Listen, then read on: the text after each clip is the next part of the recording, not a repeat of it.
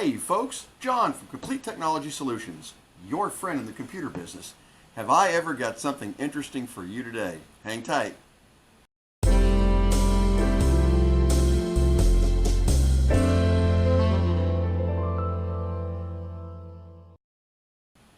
Okay guys, back with you. So my daughter at school actually had a project that she was supposed to interview somebody that's in technology.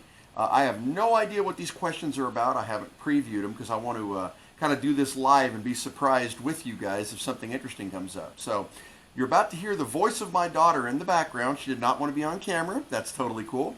And I'm going to answer some of these questions. And I figured you guys might get a kick out of some of these answers because I suspect this is going to go back into the way back days into computers. So, all right, no further ado. Here we go. First question. How did technology affect the community? That's a broad question, isn't it, folks? Well, I'd have to say over the last 40 years, what technology has really done is made the world a lot smaller place. 30 years ago, picking up a phone, would be the way you'd contact somebody on the other side of the planet, and that was even difficult back then. Then with the advent of computers, local bulletin boards, that was the first actual reach out to other people. And then of course the internet, which took off and really did. It condensed the world. It made it a lot easier to reach out and talk to anybody. How did technology affect and impact you? Well, that's a simple one. My life was always sort of directed toward technology. It really set my future. It ended up being from the first time I ever experienced it. It ended up being what I knew was going to be my career and my future, and I knew that it could be used to help people. So that's where I went with it. Why is this significant or important to you? Well, it's important to me for a couple of reasons. Technology is one of those things. You have to, whether you like it or you try to resist it or not, it's going to happen. And if you try to get out of the way, it's going to steamroll you. And a lot of people out there will understand that.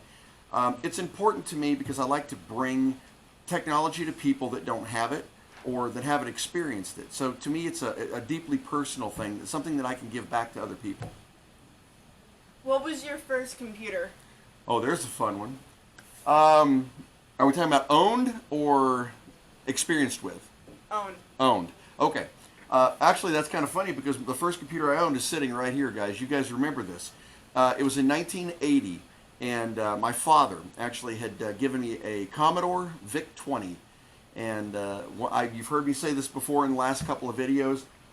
When I got it, it was just the computer itself plugged into a television. And there was no floppy drives, there were no tape drives, there were certainly no CD-ROMs back then. All I had was the computer and the book that came with, and that's what you did. You sat down and you basically punched in codes, and that's what you did. It was fun. What computer really set your career into motion? Oh, that's an easy one. The VIC-20 was the first one was definitely the most influential. But as most of you guys know, the computer that really set my career was the Commodore 64. This one was a lot more powerful. There was a lot more you could do with it. There were better peripherals. Definitely the Commodore 64 is the one that set me in motion. There's no doubt about that. Did you go to college for IT work? No, actually I didn't. And this might surprise a lot of people that don't know much about me out there. Right out of high school, I went into the Army. And in the Army, I was actually a medic. So when I came out of the Army, everybody sort of naturally assumed I'd follow along that path. But I didn't. As soon as I got back, I immediately fell right back into technology where I knew I would be, and just started doing it. I remember ripping apart my first computer when I was in my early 20s, back in the early 90s, and then just progressing along those lines until right at the end of the 90s, early 2000s, I went back and got all of my certifications. My MCSE, my A+, my Net+, and my Cisco certifications, just so that I have something to hang on the wall. But I'd already had enough experience to have passed those tests by the time I walked into the classroom.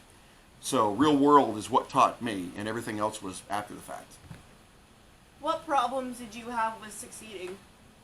Well, it was back when it was first starting, things were a little shaky. I mean, the technology was new. It was changing quickly, so you had to, wake up reading tech manuals about hardware that was coming out and go to bed reading virus software about, what was going to affect your clients in the future. And the hardest thing was you had to stay on top of it. And even to this day, I still have to stay on top of it because it's still changing every week. You never know what's coming next. Who supported your dream? Oh, that was easy.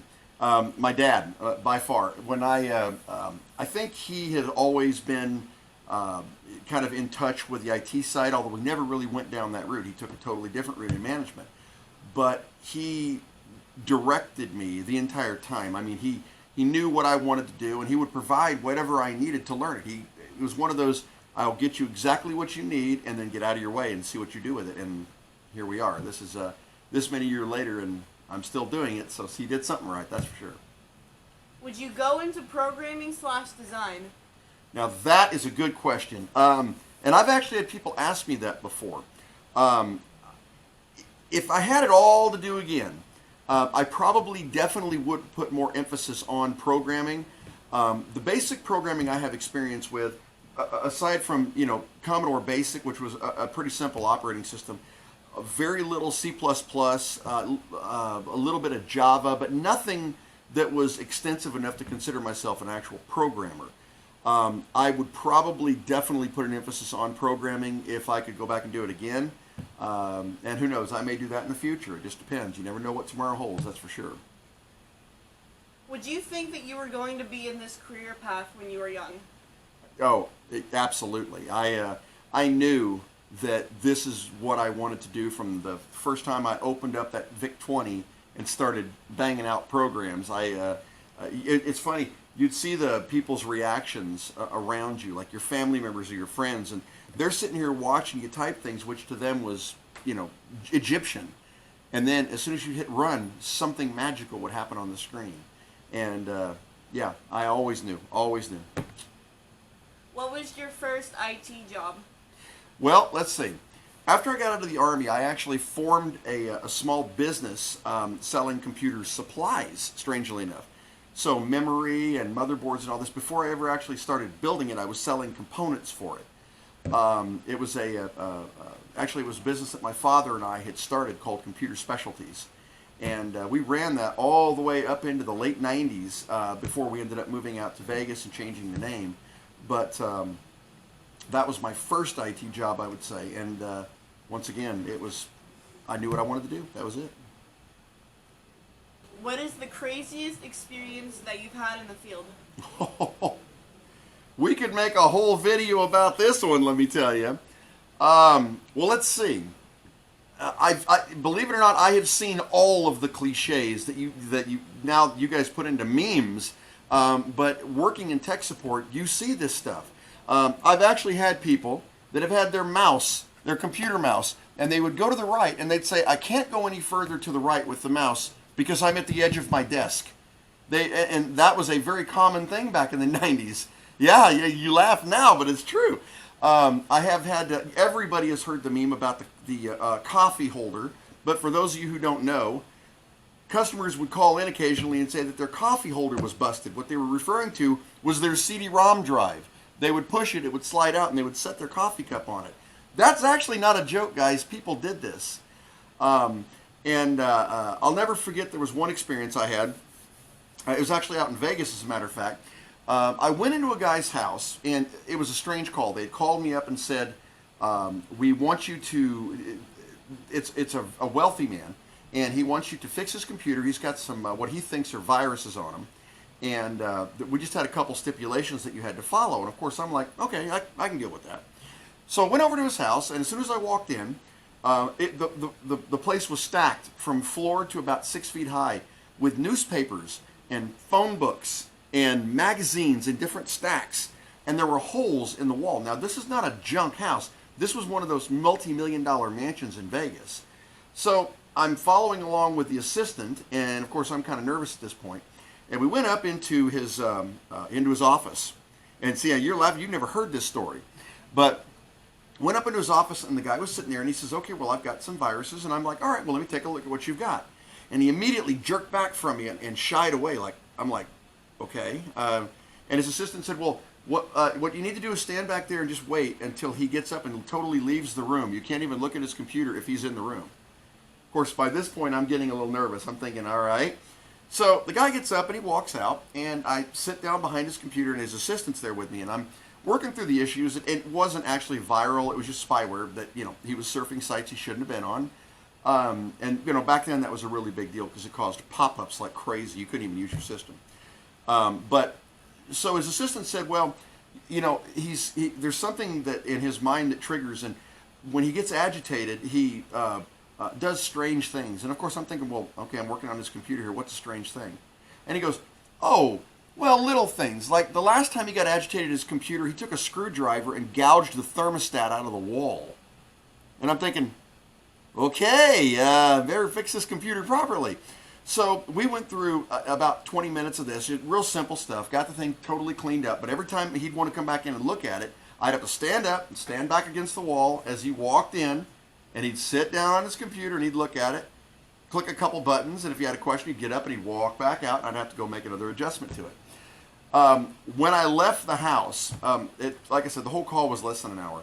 But the assistant came up to me. He paid me in cash for the call and tipped me $100. This was less than an hour call.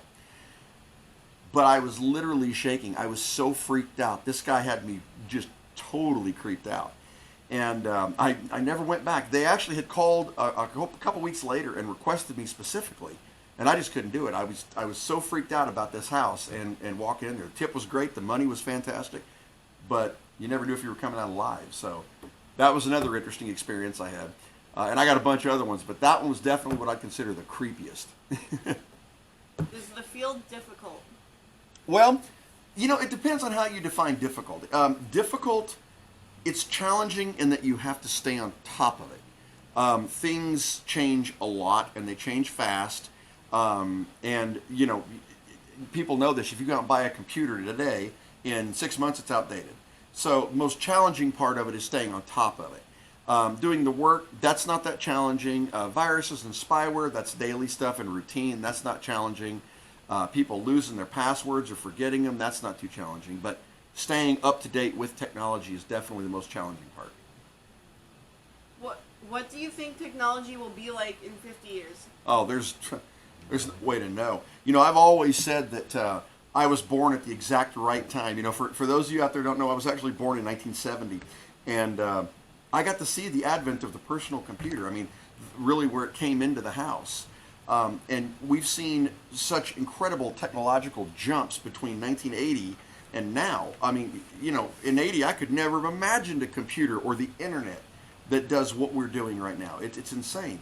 I do see virtual reality becoming a huge mainstream thing. I do a lot of stuff with virtual reality myself, and I could see it being used for everything from classrooms to surgery. That's definitely going to be coming.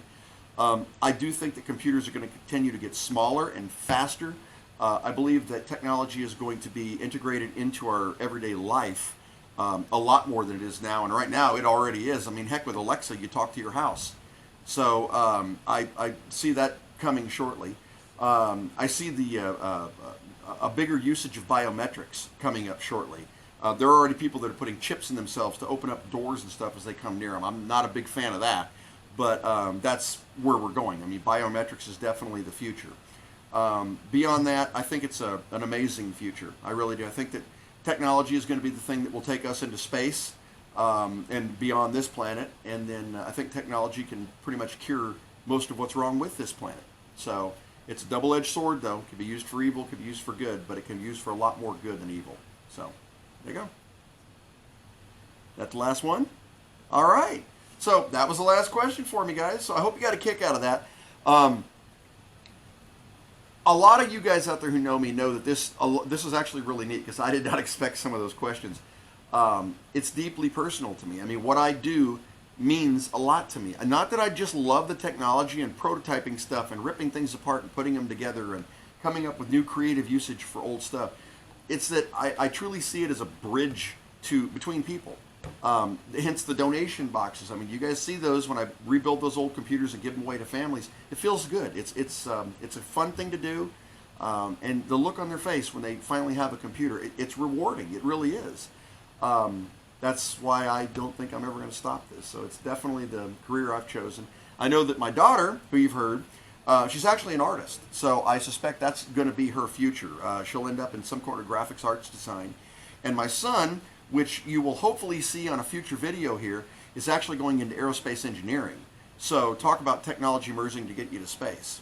Yeah. So ironically, neither one of them went into IT. What can you do, right? Oh well, that's all right. I guess it's for old dad to take care of that stuff. Well, thanks guys for watching. I hope you enjoyed it. It's kind of a getting to know you session, so now you know who I am and what I'm about. And got another video coming for you shortly that you're going to get a kick out of. So thank you so much for watching. Have a great week. Bye-bye.